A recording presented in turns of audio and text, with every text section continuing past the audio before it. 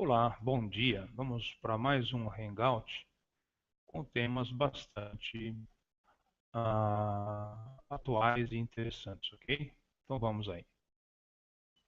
Bom, nosso tema de hoje será diálogo interreligioso, liberdade de expressão, liberdade de consciência e ecumenismo. Vamos aí então, ok? Vejamos então, diálogo interreligioso é a denominação dada em especial pelas igrejas cristãs para suas relações com outras denominações religiosas. O diálogo interreligioso é uma forma tolerante de escolher uma religião, respeitando e aceitando as outras mutuamente. O diálogo interreligioso tem como objetivo o respeito perante outras religiões. Em algumas instâncias isoladas e notáveis, como a do imperador mogol Akbar, abriram caminho para o estabelecimento de fóruns permanentes de diálogo religioso, como o Parlamento Mundial de Religiões, fundado em 1893. Princípios para o diálogo interreligioso.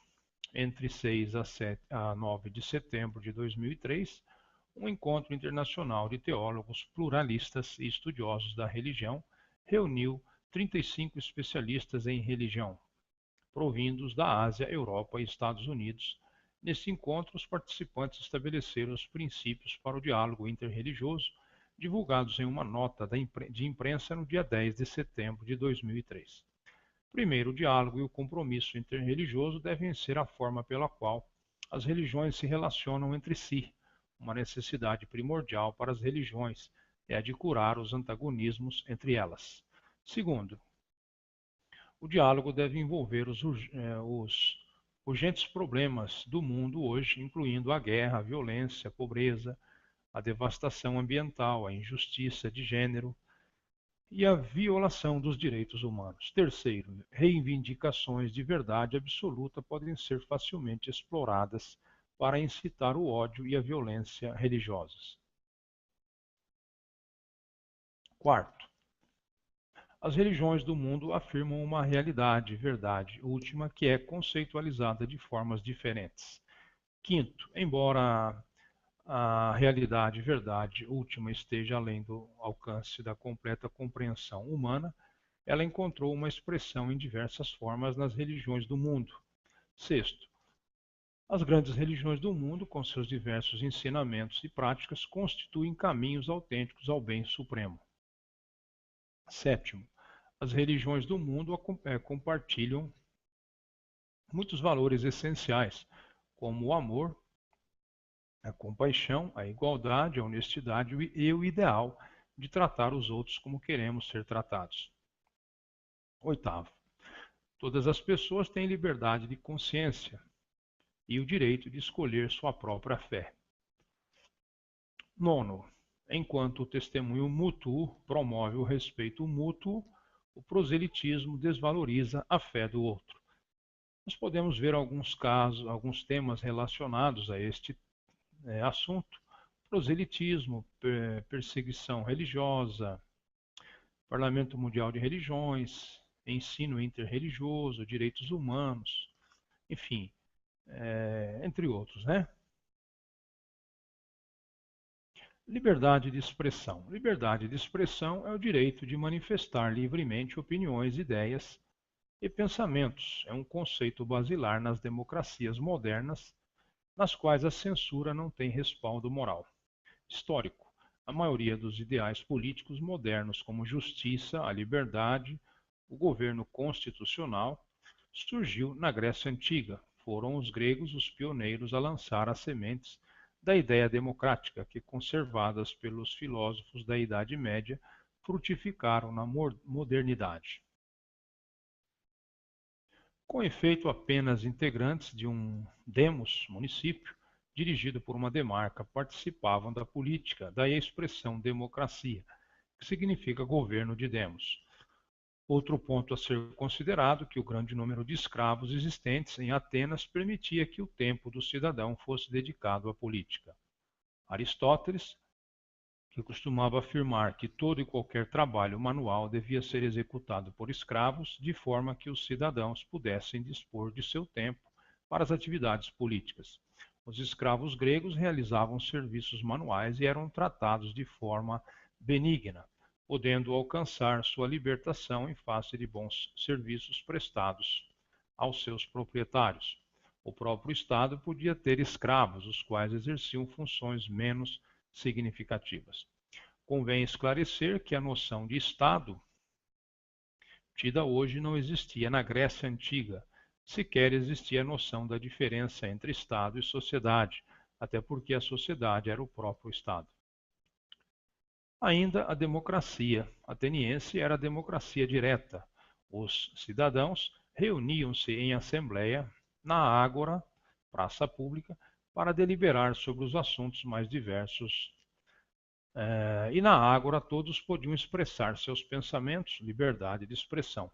O direito à voz era de todos os cidadãos, e os cidadãos, aqueles que podiam participar da vida política da polis, restringiam-se a um pequeno grupo de pessoas, mais precisamente aos homens livres, mulheres, escravos, prisioneiros e estrangeiros não podiam participar da vida pública.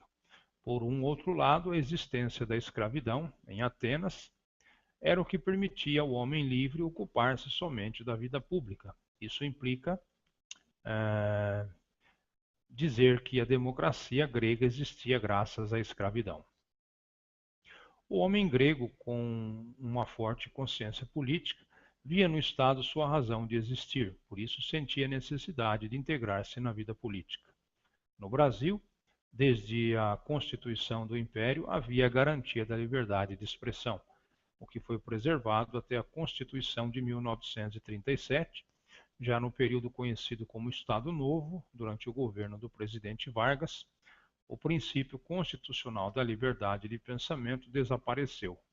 Foi adotada a censura como meio de impedir a publicação ou a reprodução de determinadas informações. A censura nasceu reprimindo a liberdade de expressão. Com o período da redemocratização, a Constituição de 1946 foi responsável por colocar e assegurar no novo ordenamento jurídico a manifestação do pensamento.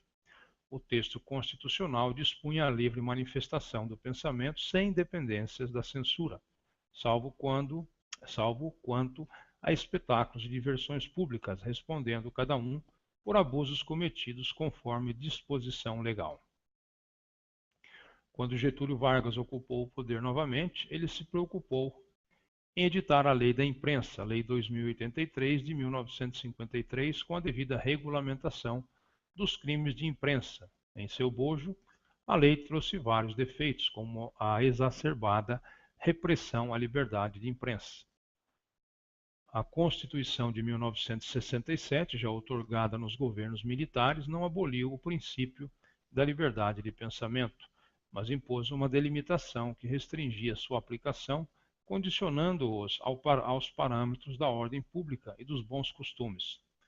O ordenamento jurídico de 1967 restringiu ainda a liberdade da livre manifestação do pensamento ao impor sanções jurídicas a todo aquele que abusasse do direito individual com o objetivo de opor-se ao governo. Essa disposição ficou explícita nos artigos Constituição Federal de 1967, artigo 150, parágrafo 8. Carta Magna de 1967, artigo 151. O direito à liberdade de expressão é caracterizado como direito da personalidade integrante do Estatuto do Ser Humano, fundamental para a concretização do princípio da dignidade da pessoa humana e determinada para quem o incorpora específicas funções. Ele é garantia individual e protege a sociedade contra o arbítrio e as soluções de força. Vale ressaltar que quando se restringe a liberdade de um indivíduo, não somente o direito deste é atingido, mas também o de toda a comunidade, de receber e debater as informações. Caracteriza-se assim que a liberdade de expressão atinge o indivíduo e a interação da sociedade. Na atual Constituição Federal, promulgada em 5 de outubro de 1988, várias inovações foram conferidas em relação à liberdade de manifestação do pensamento, dando maior amplitude no rol de direitos e garantias individuais em todas as suas formas. A liberdade de expressão é um direito fundamental e intransferível, inerente a todas as pessoas e um requisito para a existência de uma sociedade democrática. Constituição Brasileira de 1988. Artigo 1º. A República Federativa do Brasil, formada pela união indissolúvel dos estados e municípios e do Distrito Federal, constitui-se em Estado democrático de direito e tem como fundamentos o pluralismo político. Artigo 5º. Todos são iguais perante a lei, sem distinção de qualquer natureza, garantindo-se aos brasileiros e aos estrangeiros residentes no país a inviolabilidade do direito à vida, liberdade, igualdade, segurança e à propriedade, nos termos seguintes.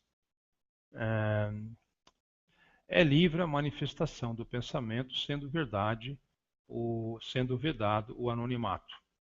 Ninguém será privado de direitos por motivos de crença religiosa ou de convicção filosófica ou política, salvo se as invocar para eximir-se de obrigação legal, a todas impostas, e recusar-se a cumprir prestação alternativa fixada em lei. É livre a expressão da atividade intelectual, artística, científica e de comunicação, independentemente de censura ou licença. Artigo 220. A manifestação do pensamento, a criação, a expressão e a informação sob qualquer forma, processo ou veículo não sofrerão qualquer restrição, observado o disposto nesta Constituição. Parágrafo 2º. É vedada toda e qualquer censura de natureza política, ideológica e artística. Liberdade de expressão e a democracia. A liberdade para transmitir informações e ideias por quaisquer meios, independentemente de fronteiras. Artigo 19 da Declaração Universal dos Direitos Humanos, 1948. A liberdade de expressão, sobretudo sobre a política e questões públicas, é o suporte vital de qualquer democracia. Os governos democráticos não controlam o conteúdo da maior parte dos discursos escritos ou verbais. Assim, geralmente, as democracias têm muitas vozes exprimindo ideias e opiniões diferentes e até contrárias. Segundo os teóricos da democracia, um debate livre e aberto resulta geralmente que seja considerada a melhor opção e tem mais probabilidades de evitar erros graves. A democracia depende de uma sociedade civil educada e bem informada, cujo acesso à informação lhe permite participar tão plenamente quanto possível na vida pública da sua sociedade e criticar funcionários do governo ou políticas insensatas e tirânicas. Os cidadãos e os seus representantes eleitos reconhecem que a democracia depende de acesso mais amplo possível a ideias, dados e opiniões não sujeitos à censura. A liberdade de expressão é um direito fundamental consagrado na Constituição Federal de 1988, o capítulo que trata dos direitos e garantias fundamentais e funciona como um verdadeiro termômetro no Estado democrático. Quando a liberdade de expressão começa a ser cerceada em determinado Estado, a tendência é que este se torne autoritário. A liberdade de expressão serve como instrumento decisivo de controle de atividade governamental e do próprio exercício do poder. O princípio democrático tem um elemento indissociável, que é a liberdade de expressão, e em contraposição a esse elemento existe a censura, que representa a supressão do Estado democrático. A divergência de ideias e o direito de expressar opiniões não podem ser restringidos para que a verdadeira democracia possa ser vivenciada. Liberdade de pensamento, ou então liberdade de consciência. Liberdade de pensamento, liberdade de consciência, liberdade de opinião ou ainda liberdade de ideia. É a liberdade que os indivíduos têm de manter e defender sua posição sobre um fato, um ponto de vista ou uma ideia independente das visões dos outros. Consta na Declaração Universal dos Direitos Humanos, em seu artigo XVIII, que expressa que todas as pessoas têm direito à liberdade de pensamento, consciência e religião. Ele é diferente e não deve ser confundido com a liberdade de expressão. A liberdade de consciência é complementar e está intimamente ligada às outras liberdades, como a liberdade de expressão e a liberdade religiosa. É tão importante para a democracia que consta de legislação de vários países, como a primeira emenda à Constituição dos Estados Unidos da América, 1791. A Lei da Separação entre a Igreja e o Estado na França, 1905. O artigo 3º da Constituição do México, 1917. A Constituição Interina do Nepal, 2007, além de constar de leis e decretos em momentos revolucionários, como em Portugal, Rússia e Bolívia. Assuntos relacionados: livre pensamento, blasfêmia e censura. Ecumenismo. Ecumenismo é o processo de busca da unidade. O termo ecumênico provém da palavra grega oikoimene, designando toda a terra habitada. Num sentido mais restrito, emprega-se o termo para os esforços em favor da unidade entre igrejas cristãs. Num sentido lato, pode designar a busca da unidade entre as religiões. O dicionário Aurélio define ecumenismo como movimento que visa a unificação das igrejas cristãs, católica, ortodoxa e protestante. A definição eclesiástica mais abrangente diz que é a aproximação, a cooperação, a busca fraterna da superação das divisões entre as diferentes igrejas cristãs. Do ponto de vista do cristianismo, pode-se dizer que o ecumenismo é um movimento entre diversas denominações cristãs, na busca do diálogo e cooperação comum, buscando superar as divergências históricas e culturais, a partir de uma reconciliação cristã que aceite a diversidade entre as igrejas, segundo a Igreja Evangélica Luterana do Brasil. O termo ecumênico quer representar que a Igreja de Cristo vai além das diferenças geográficas, culturais e políticas entre diversas igrejas. Nos ambientes cristãos, a relação com outras religiões costuma-se denominar diálogo interreligioso. Este artigo foi desenvolvido na perspectiva do ecumenismo como uma busca de unidade entre igrejas cristãs para uma visão macroecumênica. Histórico: o termo ecumenismo. No mundo grego, ecumenismo significava terra habitada e tinha o sentido de povo civilizado de cultura aberta, tanto com uma perspectiva geográfica como de civilização. Com as conquistas do Império Romano, o termo ganha mais uma conotação, a conotação política, e já no cristianismo a palavra é utilizada numa perspectiva espiritual. A terra habitada passa a ser considerada obra de Deus, tornada habitável pela colaboração humana. Assim, assume a conotação de uma tarefa a realizar. Em 381, o Concílio de Constantinopla refere-se ao Concílio de Nicéia como concílio ecumênico. Neste contexto, a palavra ecumênico refere-se tanto à reunião de pessoas de distintos lugares, quanto à doutrina e costumes eclesiásticos aceitos como norma para toda a Igreja Católica. Após o Império Romano, o termo ecumenismo deixa de ter a conotação política e passa a ser utilizado na Igreja. Por exemplo, o credo niceno-constantinopolitano é considerado ecumênico por ser a profissão de fé aceita por todos os cristãos.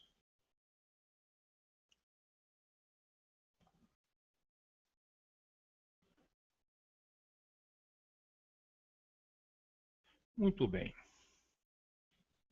A raiz do ecumenismo moderno data do final do século XVIII, com as missões protestantes. O grande impulsionador destas missões, William Carey, propôs a cooperação entre os cristãos para fazer frente à evangelização de um mundo cada vez maior a ser cristianizado. Mas o termo ainda tem conotações geográficas, enquanto busca a unidade em vista da expansão do Evangelho. A partir dos movimentos de fé, constituição, vida e ação, o termo ecumenismo espalhou-se nos ambientes eclesiais como o relacionamento entre as igrejas cristãs divididas na direção de superar as divergências teológicas, de aproximar os cristãos das diversas denominações e cooperar com a paz mundial. História do movimento ecumênico. Mendonça situa as raízes do ecumenismo nas missões protestantes modernas e nos movimentos leigos de jovens. Segundo ele, a expansão colonial dos povos protestantes seguia-se a expansão religiosa. O enriquecimento destes povos gerou recursos capazes de prover a expansão missionária associada a estes dois fatores. A teologia de John Wesley, 1703 a 1791, trouxe uma resposta à busca de salvação do homem em um mundo de profundas transformações. Sua teologia serviu para superar o divisionismo protestante ao nível das formas de crença e ajudou a uniformizar a mensagem missionária. A partir daí, foi possível o surgimento de um pan-protestantismo e o surgimento de diversas sociedades missionárias interdenominacionais. A Sociedade Missionária de Londres, 1795, a Sociedade de Tratados Religiosos, 1799, a Sociedade Bíblica Britânica e Estrangeira, 1804, a Sociedade Bíblica Americana, 1816, a Sociedade Americana de Tratados, 1825, e outras. Posteriormente, algumas dessas sociedades tornaram-se denominacionais. As missões constituíram um forte elemento de aproximação das igrejas pela necessidade de companheirismo e cooperação entre os agentes missionários, na maioria das vezes trabalhando em situações muito adversas. Nesta colaboração, concentravam os esforços comuns na disseminação da Bíblia e a promoção da saúde através da fundação de hospitais. No campo da educação, as escolas eram denominacionais. Em 1846 foi criada em Londres a Aliança Evangélica com a finalidade de congregar as diversas igrejas diante da ameaça de fragmentação do protestantismo. Esta aliança tinha como finalidade preparar um concílio ecumênico evangélico universal. Durante a primeira reunião da Aliança Evangélica em Londres, o pastor calvinista francês Adolphe Monod ressalta o espírito ecumênico demonstrado pelos organizadores do evento. A partir da segunda metade do século XX, surgiram as associações mundiais leigas de jovens que foram fundamentais para o desenvolvimento do ecumenismo. A primeira destas associações de cunho ecumênico foi a Associação Cristã de Moços, criada em Londres em 1844 por George William, e se espalhou pelo mundo e organizou-se em uma associação mundial a partir de 1855. A Associação Cristã Feminina, também londrina, foi criada em 1855. Outras organizações também tiveram sua importância. Movimento de Estudantes Voluntários para as Missões Estrangeiras de 1886 e a Federação Mundial de Estudantes Cristãos de 1895, ambos organizados por John Halley Mott, que foi um grande líder das iniciativas ecumênicas. No âmbito católico, o Papa Leão XIII, ao proclamar a encíclica Provida Mater, em 1895, instituiu um tempo de novena pela reconciliação dos cristãos, entre as festas da Ascensão e de Pentecostes, que foi constituído em um tempo perpétuo 2 anos depois. Em 1908, os anglicanos Spencer Jones e Lewis Thomas promoveram 8 dias de oração pela unidade dos cristãos, entre 18 de janeiro, festa da Cátedra de São Pedro, e 25 de janeiro, festa da Conversão de São Paulo. Posteriormente, Watson converteu-se ao catolicismo e foi instituído na Igreja Católica a Semana de Oração pela unidade dos cristãos neste mesmo período. Em 1905, foi criado nos Estados Unidos o Conselho Nacional das Igrejas. A Conferência Missionária Mundial em Edimburgo, em 1910, é considerada o marco do ecumenismo, como é entendido hoje. A busca da unidade entre as igrejas cristãs foi idealizado e realizado por John Mott. Ao convocar esta conferência, Mott conclamava os líderes do protestantismo para a necessidade de cooperação entre as igrejas no campo missionário. Para além das diferenças confessionais, a conferência resultou em 2 congressos posteriores, em Estocolmo, em 1925, e Oxford, em 1939. A partir de então, floresceram diversas iniciativas ecumênicas, a criação do Conselho Internacional de Missões, 1921, o Conselho Universal da Vida e do Trabalho, Estocolmo, 1925, e o Conselho Mundial Fé e Ordem, Lausanne, 1927, que estavam a gestar a criação de um organismo internacional das igrejas cristãs. Entretanto, o Papa Pio XI via com suspeita estes movimentos e publicou em 1928 a encíclica Mortalium Animus, que afirmava que a única igreja verdadeira é a Igreja Romana e que a salvação só pode ser alcançada pelo regresso a ela. Apesar desta posição oficial, diversas iniciativas no âmbito católico foram efetuadas no sentido da aproximação e cooperação com outras denominações cristãs. Em 1948 foi criado o Conselho Mundial das Igrejas, CMI, que reuniu inicialmente 197 denominações. No âmbito desta organização, o termo ecumenismo designa os esforços entre igrejas com vista a uma reconciliação cristã que aceite a realidade da diversidade das diversas igrejas cristãs. Numa edição especial, a revista Sem Fronteiras, As Grandes Religiões do Mundo, página 36, descreve o ecumenismo como um movimento que se preocupa com as divisões entre as várias igrejas cristãs e explica: trabalha-se para que estas divisões sejam superadas de forma que se possa realizar o desejo de Jesus Cristo de que todos os seus seguidores estivessem unidos, e assim como ele e o Pai são um só. A Igreja Católica incorpora-se oficialmente ao movimento ecumênico a partir de 1960, quando o Papa João XXIII criou o Secretariado Romano para a Unidade dos Cristãos. Este organismo participou ativamente no assessoramento ao Papa e aos bispos durante o Concílio Vaticano II, além de ajudar os padres conciliares na elaboração do decreto Unitatis Redintegratio de 1964, do Papa Paulo VI. Este decreto define o movimento ecumênico como uma graça do Espírito Santo. Considera que o caráter ecumênico é essencialmente espiritual e estabelece que o olhar da Igreja Católica é dirigido às igrejas separadas do catolicismo, às igrejas ortodoxas e às igrejas protestantes. O Papa Paulo VI instituiu diversos grupos de trabalho na linha do diálogo interreligioso, o Secretariado para os Não Cristãos, a Comissão para o Diálogo com os Judeus e o Secretariado para os não crentes.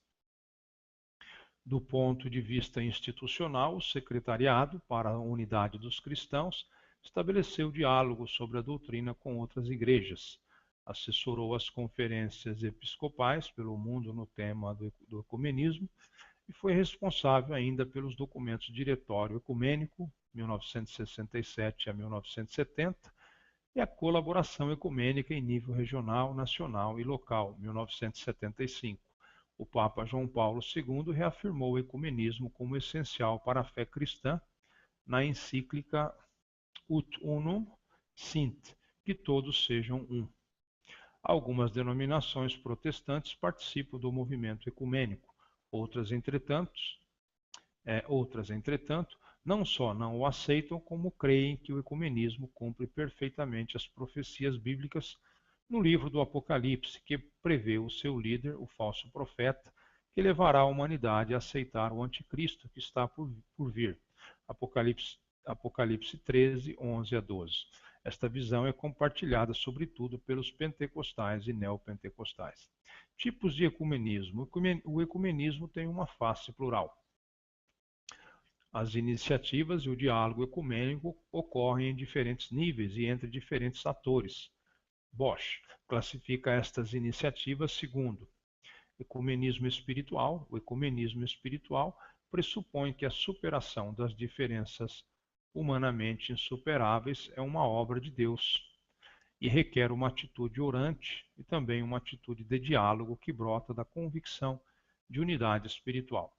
Entre aqueles que creem em Jesus Cristo, o Concílio Vaticano II afirma que a oração é a alma do ecumenismo. O R8. Ecumenismo institucional é aquele que ocorre ao nível das instituições promotoras do ecumenismo, como o Conselho Mundial de Igrejas e o Pontifício Conselho para a Unidade dos Cristãos.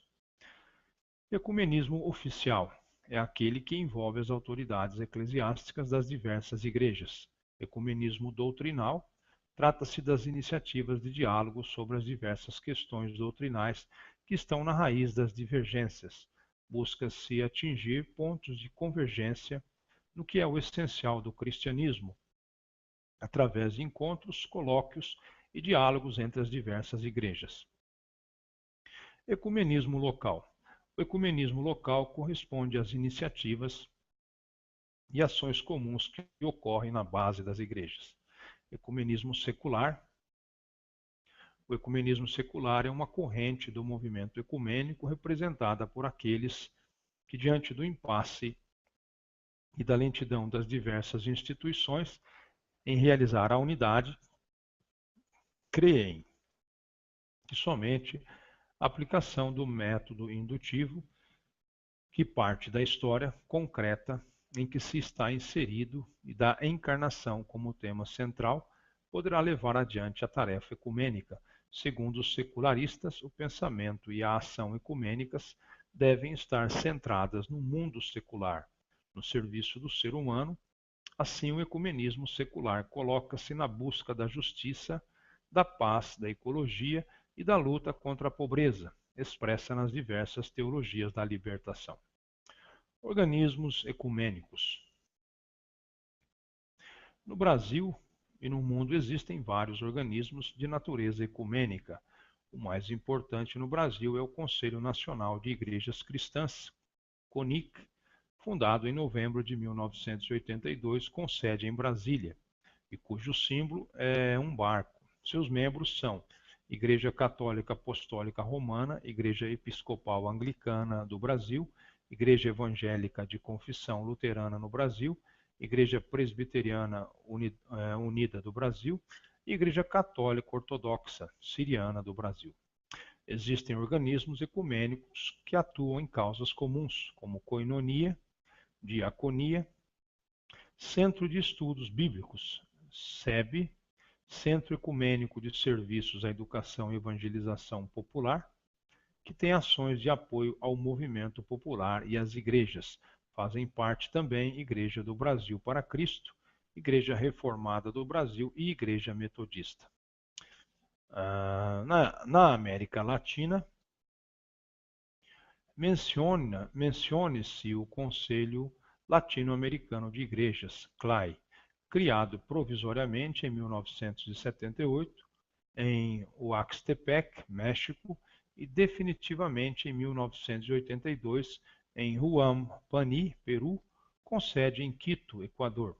Reúne hoje 150 diferentes igrejas de todos os países do continente latino-americano. Realizou assembleias gerais em Huampani em 1978, Indaiatuba, Brasil, 1989, Concepción, no Chile, 1995. E Barranquilla, Colômbia, 2001, Atenas, 2041, não, desculpa, Colômbia, 2001, Atenas não tem, isso aí não sei o que houve. A quinta Assembleia Geral foi realizada em Buenos Aires, Argentina, 2007. Deixa eu apagar esse erro aqui para não acontecer de novo.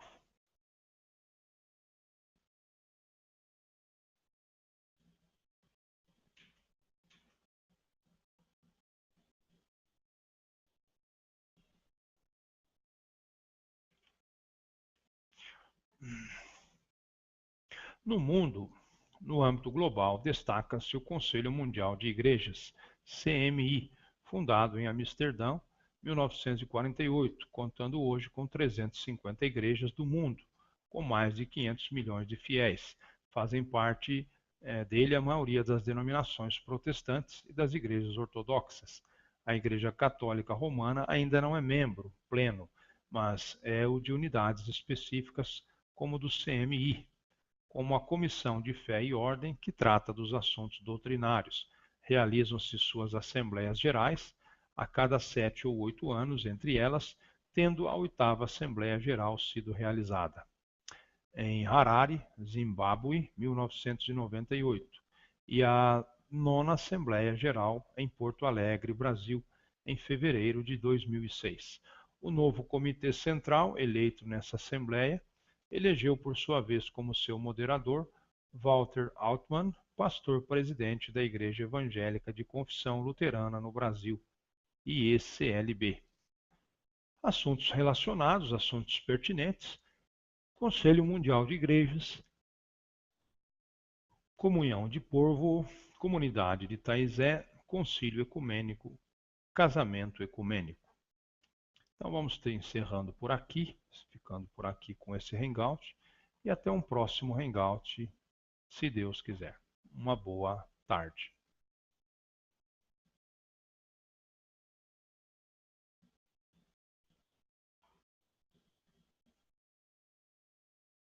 Quarto, as religiões do mundo afirmam uma realidade, verdade última, que é conceitualizada de formas diferentes. Quinto, embora a realidade, verdade última esteja além do alcance da completa compreensão humana, ela encontrou uma expressão em diversas formas nas religiões do mundo. Sexto, as grandes religiões do mundo, com seus diversos ensinamentos e práticas, constituem caminhos autênticos ao bem supremo. Sétimo, as religiões do mundo compartilham muitos valores essenciais, como o amor, a compaixão, a igualdade, a honestidade e o ideal de tratar os outros como queremos ser tratados. Oitavo, todas as pessoas têm liberdade de consciência e o direito de escolher sua própria fé. Nono, enquanto o testemunho mútuo promove o respeito mútuo, o proselitismo desvaloriza a fé do outro. Nós podemos ver alguns casos, alguns temas relacionados a este assunto: proselitismo, perseguição religiosa, Parlamento Mundial de Religiões, ensino inter...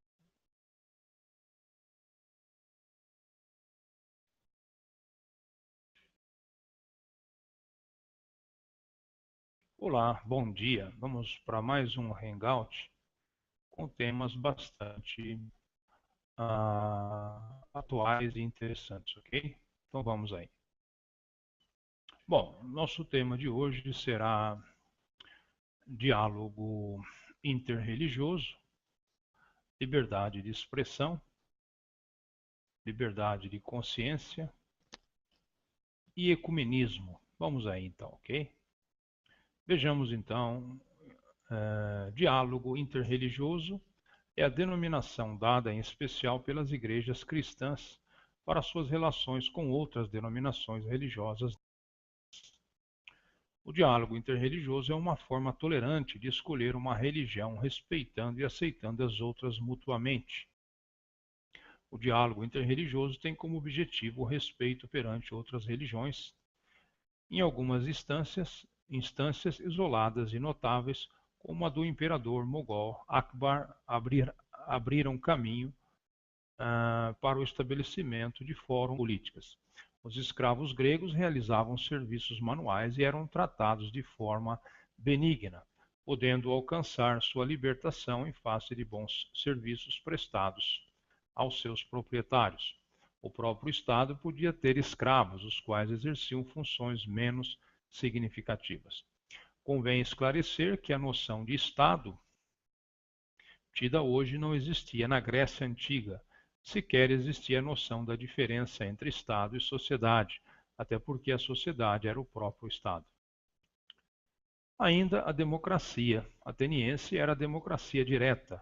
Os cidadãos reuniam-se em assembleia na ágora, praça pública, para deliberar sobre os assuntos mais diversos. E na Ágora todos podiam expressar seus pensamentos, liberdade de expressão. O direito à voz era de todos os cidadãos, e os cidadãos, aqueles que podiam participar da vida política da polis, restringiam-se a um pequeno grupo de pessoas, mais precisamente aos homens livres, mulheres, escravos, prisioneiros e estrangeiros não podiam participar da vida pública.